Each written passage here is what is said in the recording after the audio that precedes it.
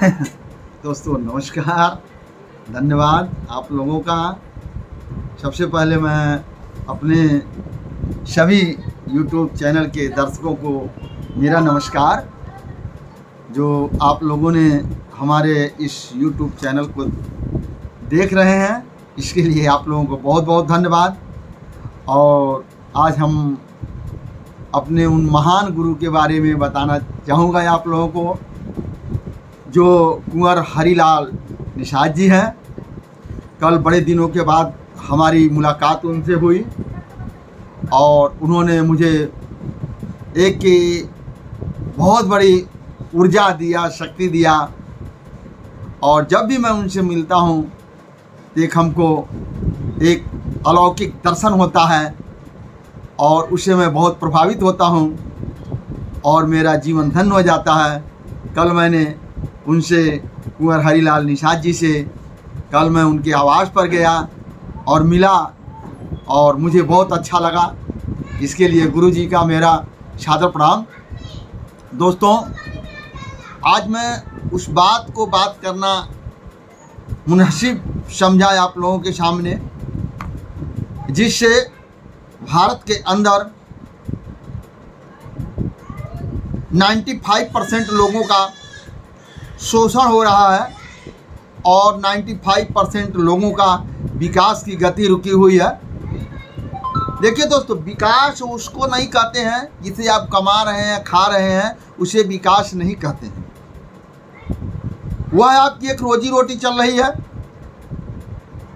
विकास तब आपका होता है बेहतर, बेशक आप वही काम करें, काम जो आप कर रहे हैं वही करें, उसे वो मतलब। लेकिन विकास की पद्धति को आपको समझना पड़ेगा कि विकास का नाम होता क्या है, तब हम सफल होंगे। विकास का नाम होता है और विकास तब होता है, विकास का नाम ही है शिक्षा, ज्ञान।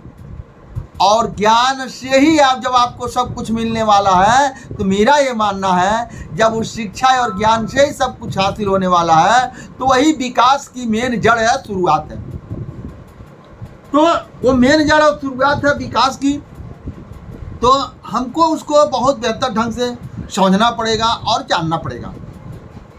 आज जो है आप देखेंगे SC ST OBC समाज या अन्य किसी वर्गों के लोग हैं जो आज पिछड़े हुए हैं, और मेरा मानना है बहुत सारे वर्गों के लोग, उच्च वर्गों के लोग भी बहुत सारे लोग पिछड़े हुए हैं।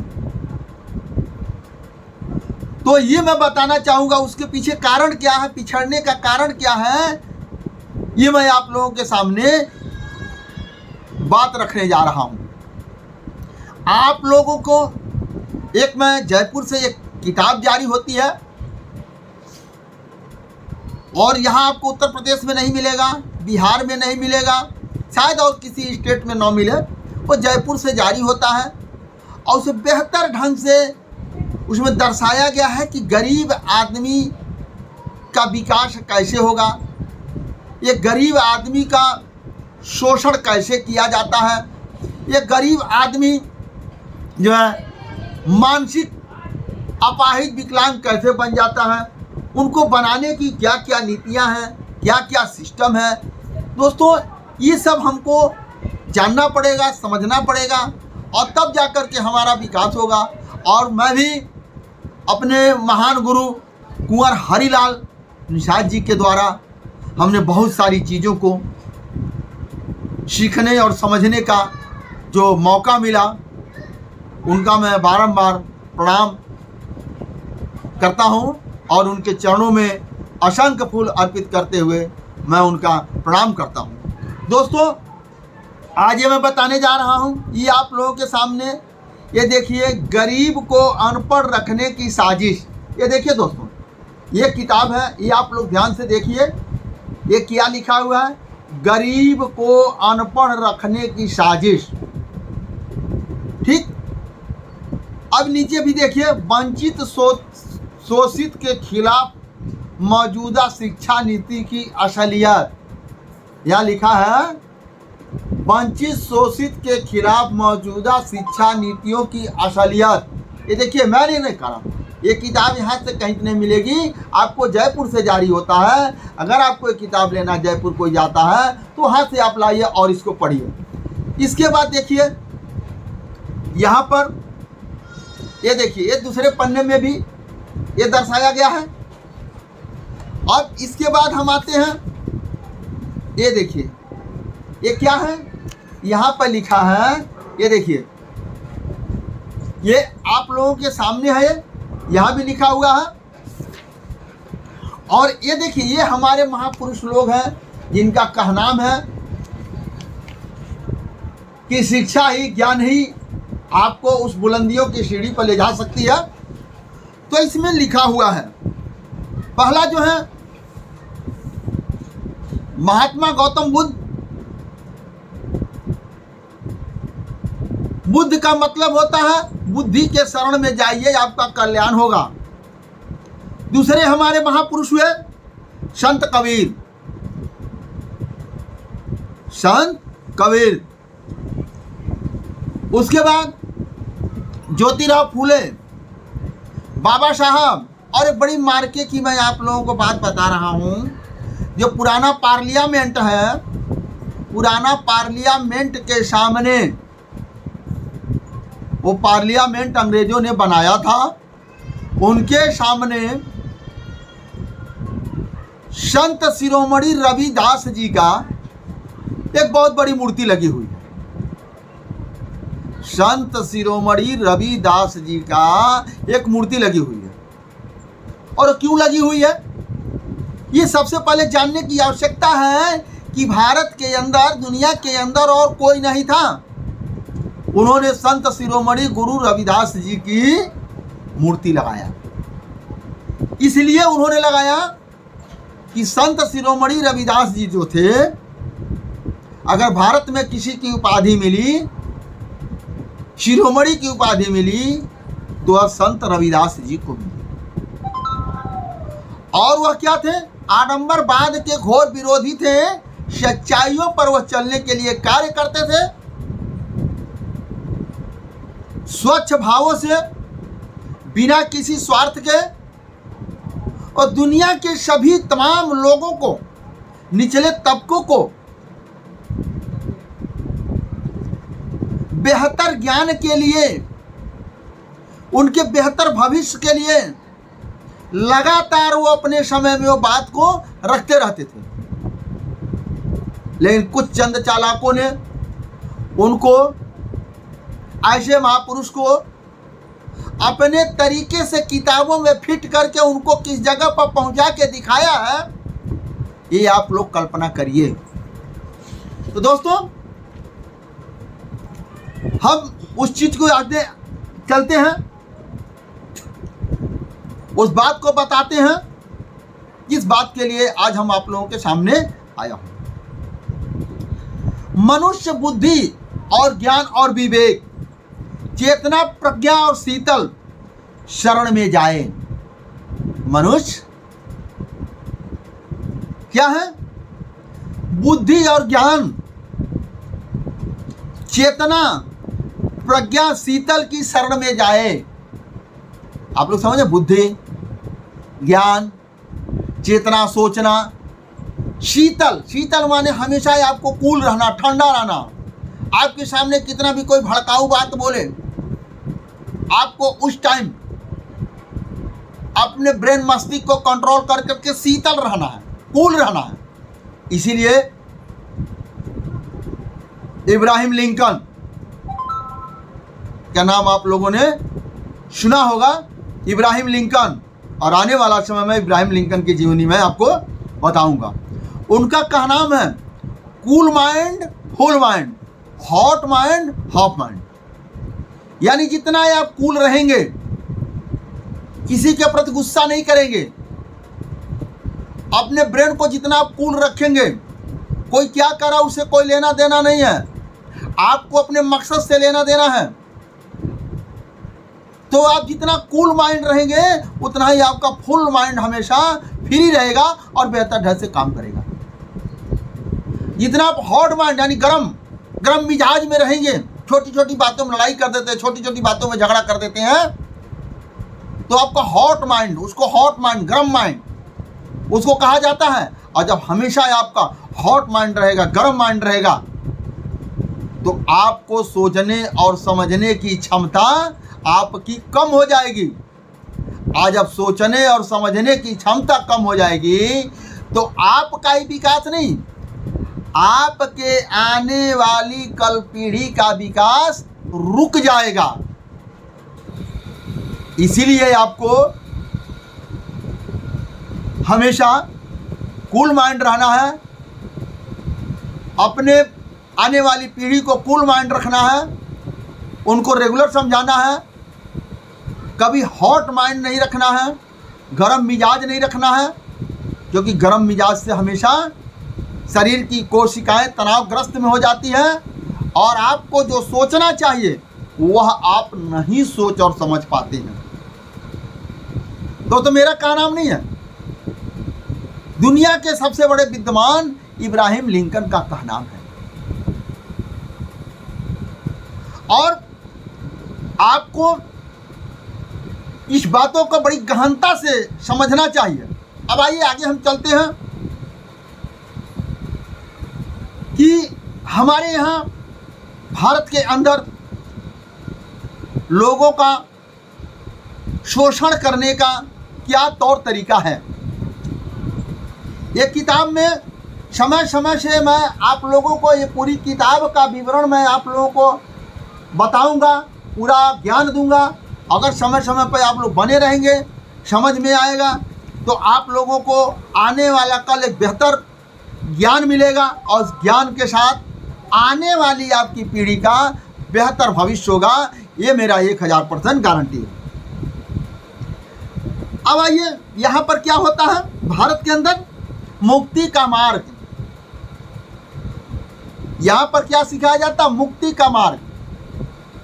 मुक्ति का मार्ग आपको क्या है, धर्म है, पूजा और पाठ है, मंदिर और मस्जिद है, गुरुद्वारा और चर्च है। ये मुक्ति का द्वार है।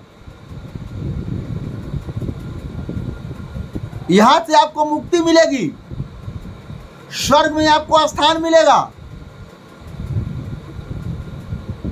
दोस्तों, अभी कहा जाता है जिसको ब्रह्म की ज्ञान हो गया वो उसको महापुरुष कहा जाता है। जिसको ब्रह्म का ज्ञान हो गया उसको महापुरुष कहा जाता है।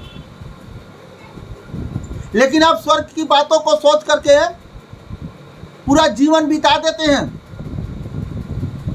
लेकिन ये पहले आप उनसे पूछिए, जो आपको स्वर्ग का रास्ता दिखाने की बात कर रहे हैं, क्या उनको कभी स्वर्ग में जाने का कोई अवसर मिला? तो मेरा मानना है नहीं मिला। यही मैं आपको बताना चाह रहा हूं। स्वर्ग का मार्ग सब लोग दिखाते हैं, ये किसके लिए? तमाम गरीबों के लिए। पूजा पाठ करवाते हैं, मंदिर में भेजते हैं, तमाम जो है देवी देवताओं का आविष्कार करके आपके सामने रख दिया गया ताकि इनको आप पूजा पाठ करेंगे तो स्वर्ग में आपको स्थान मिलेगा। लेकिन दोस्तों, ये मैं बताना चाहूंगा आपको, ये जो है ब्रह्म ज्ञान के अनुसार मैं आपको बता रहा हूं, जिंदा आदमी स्वर्ग में जा नहीं सकता। जिंदा आदमी स्वर्ग में जा नहीं सकता। मरा हुआ आके बता नहीं सकता। यह सिद्ध कैसे होगा कि स्वर्ग है? ये केवल गरीब समाज, जो भी जातियां का है, जो भी जातियों को लोग गरीब समाज हैं, 95% लोग, उनको इसमें डाल करके 5% लोगों का शासन चलाना है। इसलिए उसको बढ़ावा दे करके प्रचार प्रसार किया जाता है।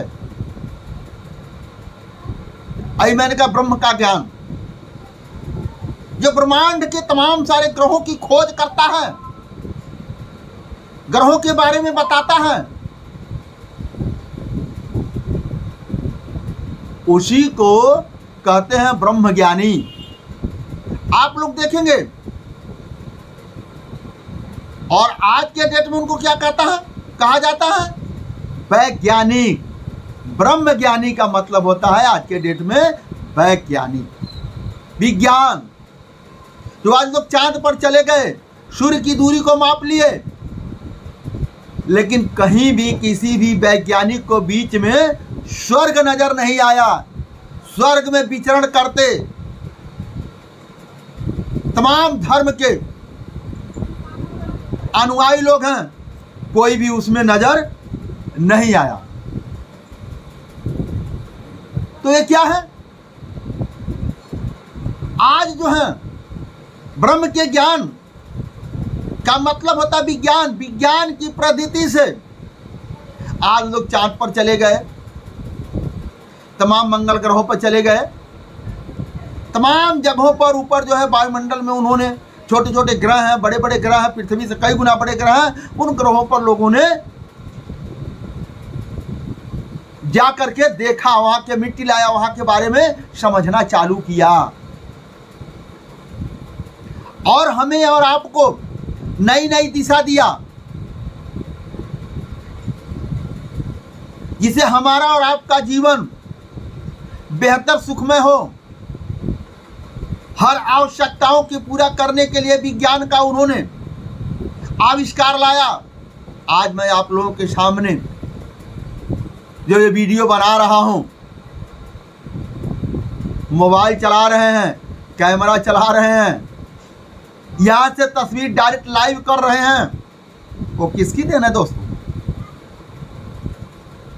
ये न्यूटन टेस्ला की देन है, जिन्होंने बिना सिग्नल का, बिना वायर का उन्होंने सिग्नल भेजना चालू किया। TV, radio, mobile phone, satellite, तमाम सारे चीजों को उन्होंने आविष्कार करके दिया। वो ब्रह्मज्ञानी हैं। धर्म की भाषा में ब्रह्म ज्ञानी है, और पढ़ाई की भाषा में क्या है? वो वैज्ञानिक है। तो दोस्तों आज आप ये समझिए, आपके लिए कोई स्वर्ग और नर्क नहीं है। स्वर्ग भी यही है, नर्क भी यही है। आपके कर्मों के ऊपर निर्धारित करता है कि आपको क्या लेना है, तब आप ले पाएंगे। आप देखेंगे तमाम बस के यात्री लोग जाते हैं, तीर्थ स्थान पर जाते हैं, सभी देवी देवताओं को जयकारा लगाते हुए जाते हैं, और पता लगता बस खाई में गिर गई और पूरे बस के सवारी मर गए। तो जो अपने भक्त को नहीं बचा सकता है, वो हमें और आपको क्या बचाएगा? इसी को आडंबरवाद और पाखंडवाद कहते हैं। सबसे बड़ा, अगर आपको धर्म को मानना है तो आप अपने माँ बाप की सेवा करिए, अपने से बड़े बुजुर्ग की सेवा करिए, अपने से बड़े लोगों को मान सम्मान करिए। वही पूजा है, वही धर्म है, वही ज्ञान है।